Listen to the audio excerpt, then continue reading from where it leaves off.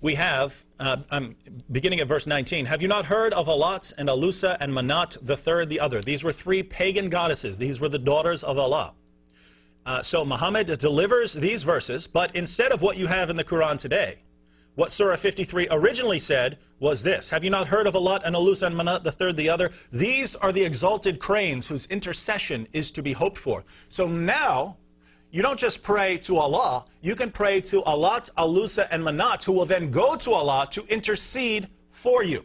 This is what Surah 53 originally said, and I hope that every time a Muslim, from now on, you open the Quran to Surah 53, you'll recognize that this passage originally promoted polytheism.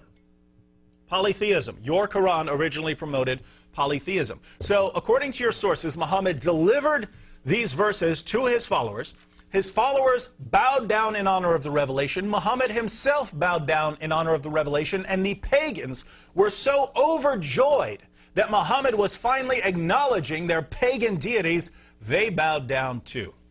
So what do we have here? Well, Muhammad delivers revelations that promote polytheism, and he delivers a revelation that doesn't come from God, because just a little later, a little after Muhammad delivered these verses, he came back and said, you know those verses that I gave you as part of the Quran? Sorry, the devil got me. The devil tricked me. And so, according to Muhammad himself, the devil tricked him into promoting polytheism and delivering a revelation that didn't come from God. Now, what were the two criteria that Moses gave that we have confirmed from the Quran, from Muhammad himself? The Torah. Moses gave two criteria. If you deliver a revelation that doesn't come from God, or if you promote polytheism, you're a false prophet, you have to die. Muhammad did both. Now, Muslims obviously don't want to accept this, even though your scholars throughout the first century of Islam agreed that Muhammad delivered the satanic verses. Muslims today want to reject this, and as time proceeds, the further we go through Islamic history, the more Muslims reject this. And it's not because of the evidence. The evidence is as solid as a rock. We don't have much better evidence for anything in Muhammad's life than we do for the satanic verses. But Muslims eventually came to believe in a doctrine called Ismat al-Anbiya, God's protection of the prophets. Now, originally in the first century, this doctrine meant that God would not allow a prophet to persist in error. He would not allow a prophet to continue in error. So a prophet might go astray, fall for a trick of Satan, deliver false revelations, but God's going to come along later and show him where he went astray. Later Muslims, in later centuries, came to believe that God's protection of the prophets applied to them all the time. God's never going to let a true prophet go astray. And so Muslims had to reject the story of the satanic verses, not based on history, not based on the facts of history, but based on their theology. So the Muslims say, yes, all of our sources say Muhammad delivered the satanic verses, but all those sources have to be wrong because God would never allow a prophet to be deceived. Now, that reasoning is horrible. What you should say, if you really believe that God would not allow his prophet to go astray, is, well, Muhammad's not a true prophet because he delivered the satanic verses, and therefore he went astray, therefore he can't be a true prophet. But that's not what Muslims said. They simply rejected all of history. But we're not going to share that horrible reasoning.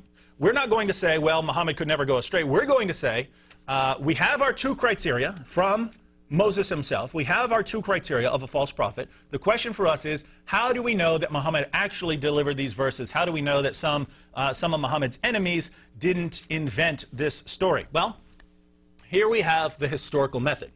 You can't just say, hey, I don't like that about history, therefore it's not true. No, we have to approach this objectively, examining the evidence. And how do historians investigate a story like this? Well, historians have various criteria, tools that they use to examine whether a story happened. For instance, one of the criteria a historian is going to use is early sources. The earlier, the better. So the question is, do we have early sources for the satanic verses, or are these things that came long after Muhammad, centuries after the start of Islam, much later than our other sources? And what we find is that this story appears in our earliest Muslim sources. Ibn Ishaq is our earliest extant biography on Muhammad. Ibn Ishaq wrote about the satanic verses. Yes. The early Sirah scholars across the board told us about the satanic verses. So when we look at Ibn Ishaq and Waqidi, our earliest historical biographical sources on the life of Muhammad, across the board they point out the satanic verses. So we have, that's one criteria, that's one criterion that is met. We have early sources for the satanic verses. The next thing a scholar is going to look for, a historian is going to look for, is multiple sources. And this makes sense. If you just have one source saying something, well, maybe someone made it up. But if you have a lot of sources all telling you the same thing, well, it's harder to believe that someone just made it up when so many different sources are saying the same thing. This makes sense, doesn't it? Doesn't it make sense to say you look for the earliest source because that's less likely to be embellished or to be influenced by people's theology? The earlier, the better. And doesn't it make sense to say that the more sources you have reporting something, the more probable it is to be accurate and reliable? And so how many sources? How many sources are we dealing with when we talk about the Satanic verses? Are we just dealing with one or two, maybe Ibn Ishaq and Waqidi? Is that what we're dealing with? Any guesses? 5? Anyone want to say 10? 15 maybe? 20? Do I hear 25? Do I hear 30? 35 maybe? We actually have 37 sources that I know of. 37 sources that I know of reporting that Muhammad delivered the Satanic verses. Now, this should really bother you because these are all Muslim sources, my friends. Produce your proof. These are all my sources. I can hear out there. We're going to go into the reports, but think about this.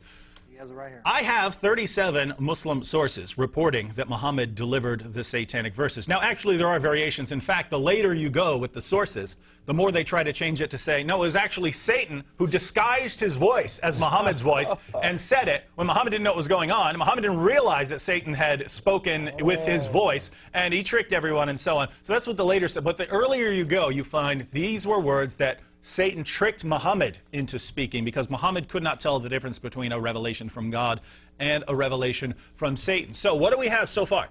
One, we have early sources. It's in your earliest Muslim sources that Muhammad delivered the Satanic verses. 2, we have not just 1 or 2 sources, we have a ton of Muslim sources reporting the Satanic verses. Now, an additional criterion of a historian is, are these sources independent? Are the sources independent? In other words, if I say something and then everyone just repeats what I say, well, yeah, that's kind of multiple sources, but really it's just one source because everyone's just repeating me. Similarly, if there's one ancient document that says something and then a bunch of other people copy it, that's not multiple sources. That's only one source that had been copied by a bunch of different people and passed on by a bunch of different people. So what we're asking is, when we trace back the stories, do we find that it all started with just one person, one horrible, mean liar? Or were many different people who had access to the truth, all saying the same thing in the first century? Now, let me give you, when we do that, and here the Muslim method of isnad, of actually giving a chain of transmission, for once comes in handy, because we can trace these names back and see who it was that were delivering these reports. So of the 37 sources that we have, here's what we have. Of the 37 sources we have for this story, 6 go back to Ka'b al-Qurazi, one of Islam's greatest early Quranic scholars. 5 of these sources can be traced back to Urwa ibn al-Zubair, who was an early Meccan scholar who's known as the founder of the study of the life of Muhammad. If you're not sure, I find that Muslims have no clue who any of these people are because they don't study their early history. But if you'd like to know who he was Aisha's nephew, Abu Bakr's grandson, and the son of Abu Bakr's daughter, Asma, who was one of the first 20 converts to Islam. So this is who's reporting this. 2 of these stories go back to Abu Bakr ibn al-Raham ibn al-Harith, one of the top scholars of Islamic law during the first century. 5 go back to Abu al-Aliyah al-Basri, another of the greatest Quranic scholars of the first century. He studied the Quran with Caliph Umar, Ubay ibn Ka'b, Zayd ibn Thabit, and Ibn Abbas. If you don't know who those names are, please investigate it. Ibn Abbas is the founder of Quranic studies. Zayd ibn Thabit is the one who came up with with the Quran that you have today. Caliph Umar, you know him. Ubay ibn Ka'b is one of Muhammad's top experts on the Quran. These are the people that this man studied with, and he reported that Muhammad delivered the Satanic verses.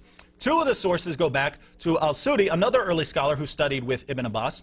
1 comes from the tafsir of Muhammad ibn al-Sa'ib al-Kalbi, an early commentator who composed the longest tafsir that had been written up until his time. 4 reports go back to Qatada ibn Diyama, one of Islam's greatest early commentators. 1 goes back to al